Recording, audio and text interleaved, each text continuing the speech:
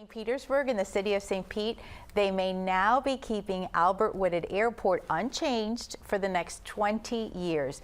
And that's a reversal of previous plans. Take a look. A state grant would require the airport to remain functional. The St. Pete City Council unanimously approved the grant at a public hearing this week, and a final vote is set for May the 1st. In a 2022 master plan, Mayor Ken Welsh had suggested the 119 acres of downtown waterfront should be looked at for broader community use. Also in the past, the airport was eyed as a potential site for a new Tampa Bay Rays stadium. The airport was damaged by Hurricanes Helene and Milton last year and became vital in disaster recovery. President Joe Biden landed there in Marine One to survey the damage. Mayor Welsh said of the airport, quote, "The data and facts led me to not pursue a non-aviation use," end quote. And Colleen, you were one of the first to report on this. You follow all of the activities in the city of St. Pete very closely. That's your news beat. Tell us a little bit more about the grant and this decision. Absolutely. So it kind of goes back to Mayor Ken Welsh's first 30 days in office. If going back to 2021, it was kind of what's going to happen to the Tampa Bay Rays. And yet 30 days into office, Mayor Ken Welsh was like, we should take a look at Albert Whitted. At Albert Whitted Airport, of course, a waterfront airport, even though that had never come up on the campaign trail. But the city was kind of master planning that area anyway.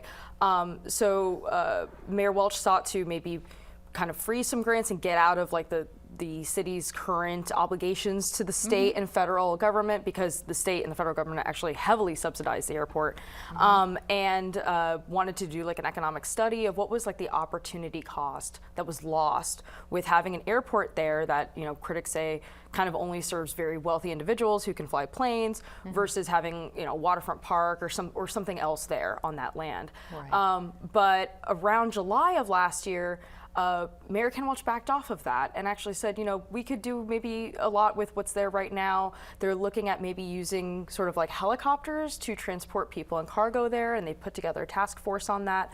But probably the biggest change really occurred right after that with Hurricanes Helene and Milton, because in a really worst case direct hit hurricane, if all the bridges are damaged, Albert Whitted might be the only way to get relief into St. Petersburg should St. Petersburg become an island. And you saw, President Joe Biden flew into there on Marine One during those hurricanes. And now the city is accepting another state grant that would, obligate the city to keep Albert Whitted as an airport for the next 20 years, because the government says, if we're going to give you some money, it's got to be used for that amount of time. You have to make that commitment for at least 20 years. It's interesting to hear you talk about the Tampa Bay Rays and the stadium. Yes. When we look at the landscape of all these different properties that are making headlines, it seems that there's so many of them have been discussed as a probable new home, possible new home. This week we saw that Derby Lane, the racetrack that's been owned by the same family for such a long time, has just been sold to an organization. And so that was also a site that was discussed as a probable home for the Tampa Bay Rays. Absolutely, yes. They've looked everywhere, everywhere and in between for a possible Rays stadium. Albert Whitted was floated as a potential site for the Rays, but it was actually taken offline because of climate change and rising seas, because of climate change. So waterfront sites seem to be kind of off the table for now, and the search is back up, non-existent, not sure. I think we're still kind of like in the aftermath of that Rays Stadium deal falling apart. But yeah, every single piece of land that comes up, it seems like someone's maybe eyeing it for a home for the Rays. As the person who, that is your beat, the city of St. Petersburg, and you cover the Rays so extensively, how difficult is it to get the people, the parties, to speak and to give information? Is there anything new that's bubbling up with that? Anything new right now?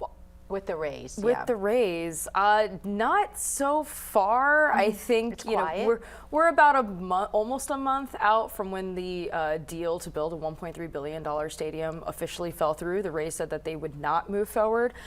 Mayor Ken Welsh has said that he will not negotiate with owner Stu Sternberg or anyone in this ownership group.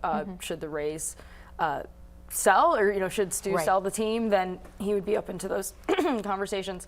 But right now, I think Mayor Ken Welch kind of wants to move forward with developing the gas plant, that's the land around Tropicana Field, into his vision of affordable housing, jobs for minority-owned businesses, or opportunities for minority-owned businesses, jobs for like local workers.